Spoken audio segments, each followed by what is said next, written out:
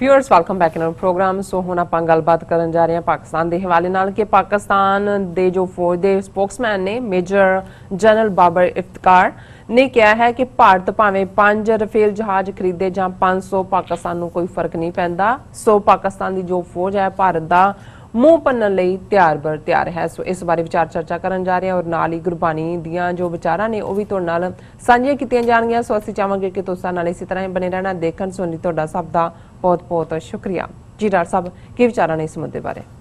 देखो असी 5 अगस्त तो पहला ही ये क्या होया कि साडा एक सैगमेंट अपने कश्मीरी भैणा भरावां दी याद नूं समर्पित हुंदा है, बहादुर योद्धियां नूं भी जिहड़े शहीद होए, जिहड़े लड़ रहे ने और जिहड़े अज भी छाती ताण के खलोते ने।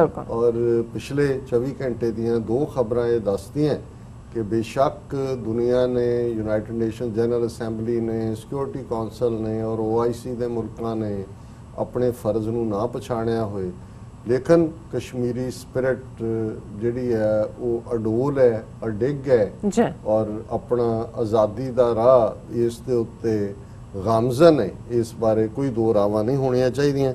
एक खबर कि 2 cops killed as militants fire at police team in Srinagar's Nowgam bypass के 2 जिहड़े ने पुलिसिए मारे गए जदों कि उन्हां दे जुझारुआं ने फायरिंग की। सो ये गल दसदी है कि भी जिथे असल मुकाबला हुंदा है, जे तां मजदूर चुक के मारने ने जिवें रजौरी दे 3 मारे फिर तो तुसीं कहो जी कि बहुत बहादरी दिखाई, फिर तो हुण जिथे सचमुच मुकाबला हुंदा है उत्थे की हुंदा है भी सामने। और इहदे बावजूद कि ये कह रहे हैं जी असीं कंट्रोल कर लिया, असीं फलाना है पाकिस्तान करवा रहे हैं। एक खबर कि BJP delegation to visit Delhi. हुण कश्मीर दे विच पिछले आलमोस्ट कुछ दिनां च 2-3 BJP दे इन्हां ने ठोके ने लीडर और नतीजा यह है कि बाकी उन्होंने सरपंच दूजे तीजे धड़ा धड़ अस्तीफे दे के दौड़ गए। और हुण हालात ग्राउंड ते की है ये खबर जो तुसीं डिटेल्स देखते हो तो उन्होंने ये कहा कि एमिड targeted killings of party leaders in Kashmir valley the Jammu and Kashmir BJP on Tuesday decided to send a high-level delegation to Delhi after August 15 to brief the union government about the prevailing security scenario in union territory. उन्होंने कहा कि भी ये जिहड़े bureaucrat ने इत्थों दे अफसर ये दिल्ली नूं रिपोर्ट ठीक नहीं दस रहे, साडियां तां इत्थे जाना खतरे पईयां होईयां। Instead of relying on feedback of bureaucrats, we have decided to send our own delegation to Delhi after August 15 to inform union government about the ground situation in the valley. उन्होंने कहा जी ये साड़ियाँ तो जा रही ने जाना, ये दस नहीं रहे उत्थे कह रहे हैं भी साडा बुरा हाल है। हुण ये जे BJP जिहदी सरकार है जिन्हां ने ये सारे जुल्मां दी कहानी 5 अगस्त तो बाद 2019 तो बाद उत्थे अनलीश कीती है, जे उन्हां नूं लगदा है कि भी जिहड़े इत्थे फौज है इत्थे ब्यूरोक्रेट ने ये सानू असी अपने डेलीगेशन भेज के मोदी नूं कहना भी आ सानू, उन्हें कहना भी नहीं तुसी दिल्ली आ जाओ सारे टब्बर लैके, मैं तो उत्थे फौज रख के होर इस तो बाद मैं की कर सकदा। सो मैं ये समझदा है भी बहुत वार उत्थों खबरां ना भी निकलण दिंदे होण भी कश्मीरी जुझारुआं दा की इदां दी खबर दस दिंदी है कि उत्थे की चल रहा। हुण जिहड़ी तुसी हैडलाइन पढ़ी है कि भी किवें जदों 5 रफेल इन्हां ने जिहड़ा सौदा 132 के 136 60,000 करोड़ का किया, 30,000 करोड़ अपने यार नूं जिहड़ा वो दवाया अडानी टब्बर और 30 लै गए फ्रांस वाले। अजे रफेल जिहड़े 5 जिवें लिआंदे शंगार के जिवें घोड़ी चाड़ के मुंडा जिहड़ा वो बराते चढ़दा है वो दुल्हन लैण लई जांदा है। सो इवें आए फिर किवें कि जी हुण रफाल सौ गए, हुण जाग पे, हुण इत्थे पहुँच गए, हुण उत्थे हुण फुल्लां दी बरखा हो गई। हालांकि यही डीकते रहे कि भी मैनूं तां लगदा है कि भी ये कि भी इन्हां ने सुट ही लैना कोई। हालां हुण भी किसी ने क्या कहंदे फिक्र ना करो 501 ने आपे सुट लैना ते बाकी उन्होंने अभिनंदन वांग चाह पिया देनी है। पर ये जिहड़ी चाह पियाण वाली स्पिरिट है ये पाकिस्तानी फौज उन्हां दी एयरफोर्स और आम शहरियां चो भी देखण च आई। और अज जदों कि एक पासे इन्हां ने ਆਪਣੀ ਇਹ ਰਫੇਲ ਨੂੰ ਇਵੇਂ ਬਣਾ ਦਿੱਤਾ ਜਿਵੇਂ ਕੋਈ ਬੇਹੋਸ਼ ਪਏ ਬੰਦੇ ਲਈ ਸੰਜੀਵਨੀ ਬੂਟੀ ਆ ਗਈ ਹੈ। ਉਹ ਹਾਲਾਂ ਇੱਕ ਅਲੱਗ ਸਟੋਰੀ ਹੈ, ਉਹ ਵਕਤ ਨਹੀਂ ਹੈ ਮੇਰੇ ਕੋਲ। ਇਹ ਆਈ ਯੂਰੋ ਏਸ਼ੀਆ ਦੇ ਵਿੱਚ ਸੀ, ਜਿਹਦੇ 'ਚ ਉਹਨਾਂ ਨੇ ਇਸ ਗੱਲ ਨੂੰ ਐਨਾਲਾਈਜ਼ ਕੀਤਾ ਸੀ ਕਿ ਨੋ ਬਾਇਰਸ ਫਾਰ ਰਫੇਲ ਜੈਟਸ, ਕਿ ਇੰਨੇ ਨਕੰਮੇ ਰਫੇਲ ਜਹਾਜ਼ ਨੇ ਕਿ ਇਜਿਪਟ ਔਰ ਕਤਰ ਜਿਨ੍ਹਾਂ ਨੇ ਖਰੀਦੇ, ਉਸ ਤੋਂ ਇਲਾਵਾ ਕੋਈ ਇਹਨਾਂ ਨੂੰ ਖਰੀਦਣ ਨੂੰ ਤਿਆਰ ਨਹੀਂ। ਔਰ ਇਹ ਜਿਹੜੇ ਨੇ ਉਹਨਾਂ ਨੇ ਕਿਹਾ ਕਿ ਵੀ ਇਸ ਸਾਰੇ ਦੇ ਵਿੱਚ ਇਹਨਾਂ ਦੇ ਬਹੁਤ ਕਮਜ਼ੋਰੀਆਂ ਨੇ। 2 of them euro fighter typhoon ਔਰ ਡਸੌਲਟ ਰਾਫੇਲ, ਇਹ ਸ਼ਾਰਟ ਲਿਸਟ ਭਾਵੇਂ ਹੋਏ, ਪਰ ਉਹਦੇ 'ਚ ਉਹਨਾਂ ਨੇ ਕਿਹਾ ਕਿ ਵੀ ਇਹ Russian aviation experts had claimed that Rafale jets would have been useless against Chinese Air Force। ਇਹ ਪੂਰੇ ਐਕਸਪਰਟਸ ਦੇ ਨੇ, ਔਰ ਇਸ ਲਈ ਈਵਨ ਇੰਡੀਅਨ ਐਕਸਪਰਟਸ ਨੇ ਵੀ ਪਹਿਲਾਂ ਇਹਨਾਂ ਨੂੰ ਰਿਜੈਕਟ ਕਰ ਦਿੱਤਾ ਸੀ। ਪਰ ਇਹ ਹੁਣ 30,000 ਕਰੋੜ ਦਾ ਸੌਦਾ ਜਿਹੜਾ ਆਪਣੇ ਯਾਰ ਨੂੰ 30,000 ਕਰੋੜ ਦਾ ਫਾਇਦਾ ਪਹੁੰਚਾਇਆ। ਔਰ ਇਸ ਤੋਂ ਇਲਾਵਾ ਉਹਨਾਂ ਨੇ ਕਿਹਾ ਕਿ ਵੀ ਈਵਨ ਇਹੀ option Rafale the south Korea and Singapore selected the powerful F-15 over Rafale in 2000s। ਕਿ ਤਾਂ ਕਦੋਂ ਦੇ ਬਣੇ ਹੋਏ ਨੇ, ਲੇਕਿਨ ਸਿੰਗਾਪੁਰ ਔਰ ਸਾਊਥ ਕੋਰੀਆ ਨੇ ਵੀ ਰਫੇਲ ਰਿਜੈਕਟ ਕੀਤਾ। ਔਰ ਸਿਰਫ ਇਜਿਪਟ ਨੇ ਜਿਹੜਾ ਉਹ 2015 ਚ 24 ਖਰੀਦੇ, ਔਰ ਅਜੇ ਵੀ ਜਿਹੜਾ ਇਹ ਸੀ ਕਿ ਜੀ 12 ਹੋਰ ਖਰੀਦਣਗੇ, ਉਹ ਇਜਿਪਟ ਨੇ ਕਿਹਾ ਅਸੀਂ ਨਹੀਂ ਖਰੀਦਣੇ। ਔਰ ਉਹਦੇ ਤੇ ਜਿਹੜਾ ਖਾਸ ਇੰਪੋਰਟੈਂਟ ਮੈਂ ਇੱਕ ਜੁਮਲਾ ਪੜ੍ਹਨਾ ਚਾਹੁੰਦਾ ਕਿ Indian media is celebrating the arrival of 5 Rafales as if they won a war against China. ਕਿ ਉਹ ਤਾਂ ਇਵੇਂ ਕਰ ਰਹੇ ਨੇ ਜਿਵੇਂ ਚੀਨ ਦੇ ਉੱਤੇ ਦੇ ਖਿਲਾਫ ਉਹਨਾਂ ਜੰਗ ਜਿੱਤ ਲਈ। If Rafale is so good, ਇਹ ਰਫੇਲ ਇੰਨੇ ਹੀ ਹੁੰਦੇ, why Oman, Korea, Singapore, Libya, Kuwait, Canada, Brazil, Egypt, UAE, Belgium, UAE, Switzerland, Malaysia refused to buy it. ਇਹਨਾਂ ਸਾਰਿਆਂ ਨੇ ਜਿਨ੍ਹਾਂ ਨੂੰ ਟਰਾਇਲ ਦਿੱਤੇ ਆ, ਜਿੰਨੇ ਮੁਲਕ ਪੜੇ ਨੇ, ਉਹਨਾਂ ਨੇ ਨਹੀਂ ਖਰੀਦਿਆ। ਸਿਰਫ ਤੇ ਸਿਰਫ ਜਿਹੜਾ only Qatar and Egypt have bought it. ਇਹ ਜਿਹੜਾ ਨੇ ਈਵਨ ਇਹਨਾਂ ਦਾ ਹੀ ਆ Ashok swan, professor of piece and conflict research UNESCO ਚ, ਉਹਨੇ ਕਿਹਾ ਕਿ ਵੀ ਇਹ ਜਿਹੜਾ ਇੰਡੀਆ 3rd ਬਾਇਰ ਬਣਿਆ, ਇਹ ਸਾਰੇ ਮੁਲਕ ਰਿਜੈਕਟ ਕਰ ਚੁੱਕੇ ਨੇ। ਪਰ ਜਿਹੜੀ ਤੁਸੀਂ ਹੈਡਲਾਈਨ ਪੜ੍ਹੀ ਹੈ ਉਹ ਬੜੀ ਇੰਪੋਰਟੈਂਟ ਹੈ। ਪਾਕਿਸਤਾਨੀ ਫੌਜ ਦੇ ਸਪੋਕਸਪਰਸਨ ਨੇ ਬਾਬਰ ਇਫਤਖਾਰ, ਇਹ ਮੇਜਰ ਜਨਰਲ ਨੇ, ਉਹਨਾਂ ਨੇ ਜਦੋਂ ਕੱਲ ਪ੍ਰੈਸ ਨੂੰ ਬਰੀਫ ਕੀਤਾ ਤੇ ਉਹਦੇ 'ਚ ਉਹਨਾਂ ਨੇ ਕਿਹਾ ਕਿ ਭਾਰਤ ਰਫੇਲ ਲੈ ਕੇ ਆਏ ਜਾਂ S-400, ਪਾਕਿਸਤਾਨ ਕਿਸੇ ਵੀ ਉਹਨਾਂ ਦੀ ਐਗਰੈਸ਼ਨ ਦੇ ਲਈ ਤਿਆਰ ਹੈ। ਤੇ ਉਹਨਾਂ ਨੇ ਕਿਹਾ ਕਿ ਭਾਈ ਇਹਦੇ ਬਾਵਜੂਦ ਉਹ 5 ਖਰੀਦਣ ਜਾਂ 500, ਸਾਨੂੰ ਕੋਈ ਚਿੰਤਾ ਨਹੀਂ, ਅਸੀਂ ਬਿਲਕੁਲ ਤਿਆਰ ਹੈ। ਔਰ ਕਿਸੇ ਨੂੰ ਸਾਡੀ ਐਬਿਲਿਟੀ ਦੇ ਉੱਤੇ ਸ਼ੱਕ ਨਹੀਂ ਹੋਣਾ ਚਾਹੀਦਾ, ਔਰ ਇਹਦੇ ਆਉਣ ਨਾਲ ਕੋਈ ਫਰਕ ਨਹੀਂ ਪੈਣ ਵਾਲਾ। ਉਹ ਉਹਨਾਂ ਨੇ ਅਜੇ ਇਹ ਨਹੀਂ ਕਿਹਾ ਕਿ ਵੀ ਅਭਿਨੰਦਨ ਨੂੰ ਪੁੱਛ ਲਓ ਚਾਹ ਦਾ ਸਵਾਦ ਕੀ ਸੀ।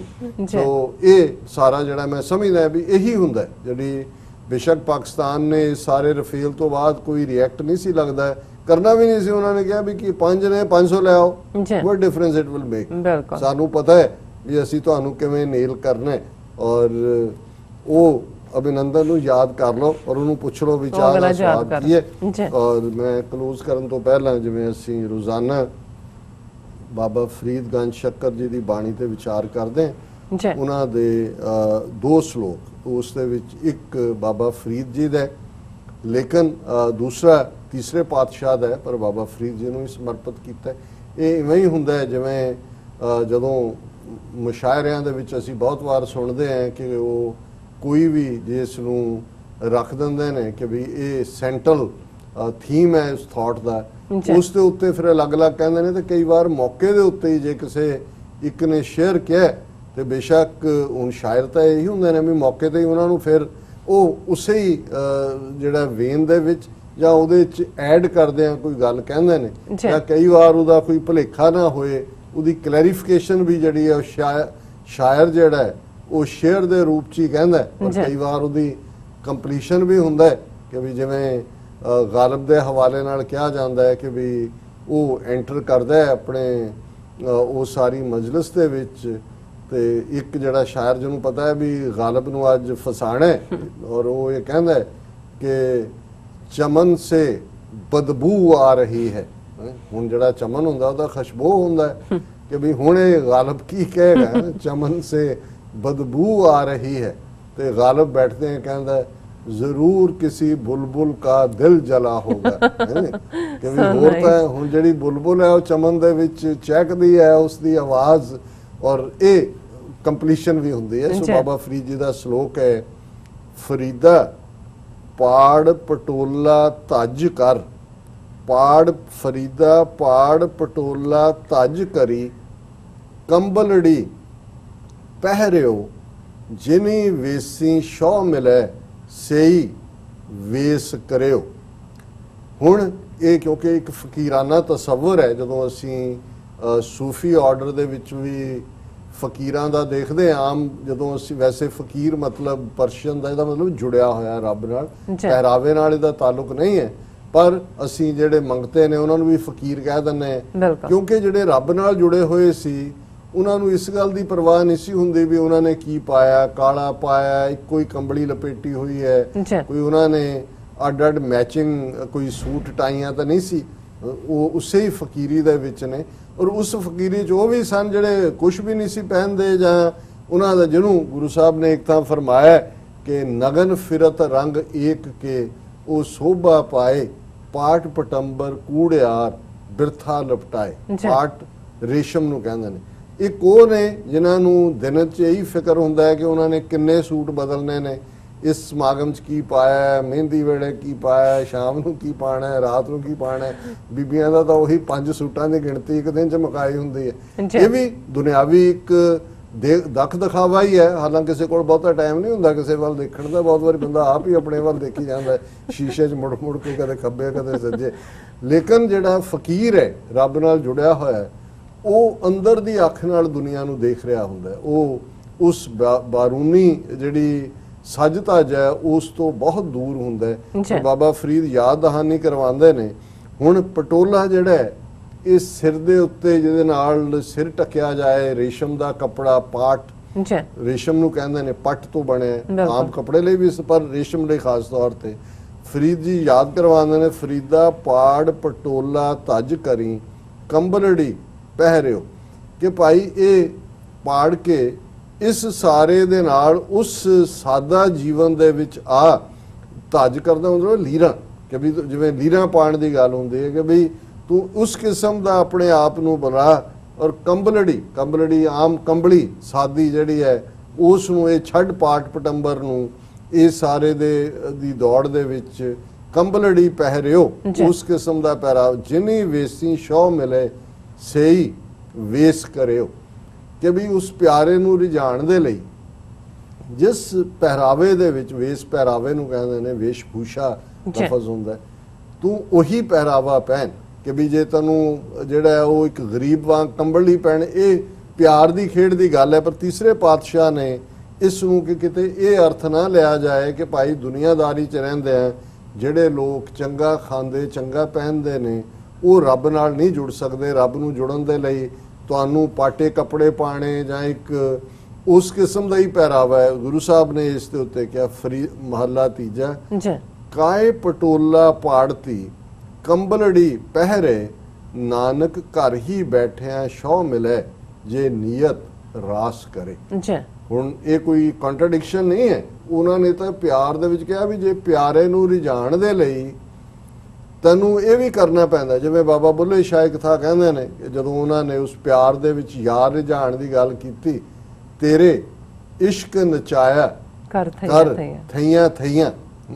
ਹੁਣ ਇਹ ਜਿਹੜਾ ਹੈ ਉਹ ਸਾਰੇ ਨੂੰ ਘੁੰਗਰੂ ਬੰਨਣਾ, ਨਚਾਣਾ, ਨੱਚਣਾ, ਇੱਕ ਪਿਆਰ ਦੀ ਖੇਡ ਵਾਲੇ ਸਮਝ ਸਕਦੇ ਨੇ ਕਿ ਭਾਈ ਤੇਰੇ ਇਸ਼ਕ ਨਚਾਇਆ, ਕਿ ਮੈਨੂੰ ਤੇਰੇ ਅੰਦਰਲਾ ਇਸ਼ਕ ਹੈ ਤੇ ਤੈਨੂੰ ਰਿਝਾਣ ਦੇ ਲਈ ਮੈਂ ਜੇ ਨੱਚਦਾ ਵੀ ਹੈ ਤੇ ਤੈਨੂੰ ਖੁਸ਼ ਕਰਨ। ਸੋ ਬਾਬਾ ਫਰੀਦ ਪਿਆਰ ਦੀ ਉਸ ਕਹਾਣੀ ਨੂੰ ਕਿ ਭਾਈ ਪਿਆਰੇ ਨੂੰ ਰਿਝਾਣ ਦੇ ਲਈ ਕੀ ਤੁਸੀਂ ਪਹਿਨਦੇ ਹੋ, ਪਰ ਗੁਰੂ ਸਾਹਿਬ ਯਾਦ ਦਹਾਨੀ ਕਰਵਾਉਂਦੇ ਨੇ ਕਿ ਕਿਤੇ ਇਸ ਕਿਸਮ ਦੇ ਵਿੱਚ ਪਰਿਵਾਰਕ ਡਿਸਪਲਿਨ ਚੋਂ, ਸਮਾਜਿਕ ਡਿਸਪਲਿਨ ਚੋਂ ਨਿਕਲ ਕੇ ਉਸ ਕਿਸਮ ਦਾ ਨਾ ਹੋਏ ਕਿ ਇਹ ਲੱਗੇ, ਕਿਉਂਕਿ ਸਿੱਖੀ ਦਾ ਜਿਹੜਾ ਇੱਕ ਅਸੂਲ ਹੈ, ਆਦਰਸ਼ ਹੈ, ਉਹ ਇਹ ਹੈ, ਹੱਸੰਦਿਆਂ ਖੇਲੰਦਿਆਂ ਪਹਿਨੰਦਿਆਂ ਖਾਵੰਦਿਆਂ ਵਿੱਚੇ ਹੋਵੇ ਮੁਕਤ। ਕਿ ਪਰਿਵਾਰ 'ਚ ਰਹਿੰਦੇ ਆ ਐਜ਼ ਏ ਹਸਬੈਂਡ, ਪਤੀ ਪਤਨੀ, ਖਾਵੰਦ ਬੀਵੀ, ਜੀ ਭੈਣ ਭਰਾ, ਇਹ ਸਾਰੇ ਫਰਜ਼ ਵੀ ਪੂਰੇ ਕਰਦੇ ਆ ਅਸੀਂ ਕਰਦੇ ਆ, ਫਿਰ ਵੀ ਸਾਡੀ ਰੱਬ ਦੇ ਨਾਲ ਪ੍ਰੀਤ, ਰੱਬ ਦੇ ਨਾਲ ਮੁਹੱਬਤ, ਰੱਬ ਦੀ ਇਬਾਦਤ 'ਚ ਜੁੜਨਾ ਇਹ ਸੰਭਵ ਹੋ ਸਕਦਾ ਹੈ, ਮੁਮਕਿਨ ਹੈ। ਜੀ ਜਿਹਨੂੰ ਗੁਰੂ ਨਾਨਕ ਸਾਹਿਬ ਨੇ ਫਰਮਾਇਆ ਸੀ, ਸਿੱਧਾਂ ਦੇ ਨਾਲ ਡਿਬੇਟ ਕਰਦੇ ਕਿ ਜੈਸੇ ਜਲ ਮੈਂ ਕਮਲ ਨਿਰਾਲਮ ਮੁਰਗਾਈ ਨੈਸਾਣੇ ਸੁਰਤ ਸ਼ਬਦ ਭਵ ਸਾਗਰ ਤਰੀਏ ਨਾਨਕ ਨਾਮ ਵਖਾਣੇ। ਖਾਣੇ ਕਿ ਜਿਵੇਂ ਮੁਰਗਾਬੀ ਪਾਣੀ ਦੇ ਵਿੱਚ ਹੁੰਦੀ ਹੈ ਪਰ ਪਾਣੀ ਉਹਦੇ ਖੰਭਾਂ ਨੂੰ ਪਹੁੰਚਦਾ ਨਹੀਂ ਹੈ, ਜੀ ਔਰ ਇਸੇ ਤਰ੍ਹਾਂ ਕਮਲ ਦਾ ਫੁੱਲ ਜਿਹੜਾ ਜਿਸ ਦੀ ਜੜ ਚਿੱਕੜ ਦੇ ਵਿੱਚ ਹੁੰਦੀ ਹੈ ਬਹੁਤ ਡੂੰਘੀ, ਪਰ ਉਹ ਪਾਣੀ ਦੇ ਸਰਫੇਸ ਤੋਂ ਉੱਪਰ ਹੁੰਦਾ ਹੈ। ਉਹ ਜਿਹੜਾ ਚਿੱਕੜ ਹੈ ਉਸ ਫੁੱਲ ਦੀ ਖੂਬਸੂਰਤੀ ਨੂੰ ਨਹੀਂ ਵਿਗਾੜਦਾ, ਉਹ ਉਵੇਂ ਹੀ ਰਹਿੰਦਾ ਹੈ। ਜੈਸੇ ਜਲ ਮੈਂ ਕਮਲ ਨਿਰਾਲਮ ਮੁਰਗਾਈ ਨੈਸਾਣੇ ਸੁਰਤ ਸ਼ਬਦ ਭਵ ਸਾਗਰ। ਇਵੇਂ ਹੀ ਇਹ ਦੁਨੀਆ ਮਾਇਆ ਹੈ, ਅੱਗ ਹੈ, ਚਾਰ ਚਫੇਰੇ ਵਿਕਾਰਾਂ ਦੀ, ਪਰ ਜੇ ਤੁਹਾਡੀ ਸੁਰਤ, ਤੁਹਾਡਾ ਅੰਦਰ ਰੱਬ ਦੀ ਯਾਦ, ਰੱਬ ਦੇ ਸ਼ਬਦ, ਰੱਬ ਦੀ ਇਬਾਦਤ ਨਾਲ ਜੁੜਿਆ ਹੋਇਆ ਸੁਰਤ ਸ਼ਬਦ ਭਵ ਸਾਗਰ ਤਰੀਏ ਨਾਨਕ ਨਾਮ, ਇਹ ਸਿੱਖੀ ਦਾ ਰਸਤਾ ਹੈ। ਔਰ ਗੁਰੂ ਅਮਰਦਾਸ ਜੀ ਤੀਸਰੇ ਪਾਤਸ਼ਾਹ ਫਰਮਾਉਂਦੇ ਨੇ, ਕਾਏ ਪਟੋਲਾ ਪਾੜਤੀ ਕੰਬਲੜੀ ਪਹਿਰੇ ਨਾਨਕ ਘਰ ਹੀ ਬੈਠਿਆਂ ਸ਼ੌ ਮਿਲੇ ਜੇ ਨੀਅਤ ਰਾਸ ਕਰੇ। ਕਿ ਜੇ ਤੁਹਾਡੀ ਨੀਅਤ ਸਾਫ਼ ਹੈ ਤੇ ਫਿਰ ਘਰ ਬੈਠਿਆਂ ਹੀ ਆਪਣੇ ਪਿਆਰੇ ਦੇ ਨਾਲ, ਆਪਣੇ ਅੱਲਾਹ ਤਾਲਾ ਦੇ ਨਾਲ, ਆਪਣੇ ਵਾਹਿਗੁਰੂ ਦੇ ਨਾਲ ਤੁਹਾਡਾ ਮੇਲ ਹੋ ਸਕਦਾ ਹੈ। ਇਹ ਅੱਜ ਦਾ ਵਿਚਾਰ ਜੀ। ਡਾਕਟਰ ਸਾਹਿਬ ਤੁਹਾਡਾ ਬਹੁਤ ਬਹੁਤ ਸ਼ੁਕਰੀਆ, ਤੁਸੀਂ ਅੱਜ ਦੇ ਅਹਿਮ ਇਸ਼ੂ ਤੇ ਅੱਜ ਦਾ ਵਿਚਾਰ ਸਾਡੇ ਦਰਸ਼ਕਾਂ ਨਾਲ ਸਾਂਝਾ ਕੀਤਾ। ਅਸੀਂ ਆਪਣੇ ਵਿਊਅਰਸ ਕੋਲ ਨੇ ਇਜਾਜ਼ਤ, ਪਰ ਉਸ ਤੋਂ ਪਹਿਲਾਂ ਅਸੀਂ ਆਪਣੇ ਦਰਸ਼ਕਾਂ ਨੂੰ ਹੈਪੀ ਵੀਕਐਂਡ ਕਹਿੰਦੇ ਹਾਂ। ਆਸ ਕਰਦੇ ਹਾਂ ਕਿ ਤੁਹਾਡਾ ਵੀਕਐਂਡ ਬਹੁਤ ਹੀ ਵਧੀਆ ਗੁਜ਼ਰੇ। ਸੋ ਇੱਥੇ ਲੈਣੇ ਤੁਹਾਡੇ ਕੋਲ ਇਜਾਜ਼ਤ। ਵਿਊਅਰਸ, ਸਾਡੇ ਪ੍ਰੋਗਰਾਮ ਦਾ ਸਮਾਂ ਇੱਥੇ ਹੀ ਸਮਾਪਤ ਹੁੰਦਾ। ਤੁਸੀਂ ਆਪਣੀ ਰਾਏ ਤੇ ਸੁਝਾਅ ਸਾਨੂੰ ਭੇਜਣਾ ਨਾ ਭੁੱਲਣਾ ਸਾਡੇ ਇਸ ਪਤੇ ਤੇ sos@tv84.tv ਤੇ ਅਸੀਂ ਆਪਣਾ ਪ੍ਰੋਗਰਾਮ ਲੈ ਕੇ ਫਿਰ ਦੁਬਾਰਾ ਤੁਹਾਡੇ ਸਨਮੁਖ ਹੋਵਾਂਗੇ। ਤਦ ਤੱਕ ਲਈ ਮੈਨੂੰ ਤੇ ਆਪਣਾ ਡਰ ਸੁਣਾ ਗਿਆ ਦੋ ਦੇਖਦੇ ਰਹੋ TV84। ਬੁਲਾ ਦਿਓ ਫਤਿਹ। ਵਾਹਿਗੁਰੂ ਜੀ ਕਾ ਖਾਲਸਾ, ਵਾਹਿਗੁਰੂ ਜੀ ਕੀ ਫਤਿਹ।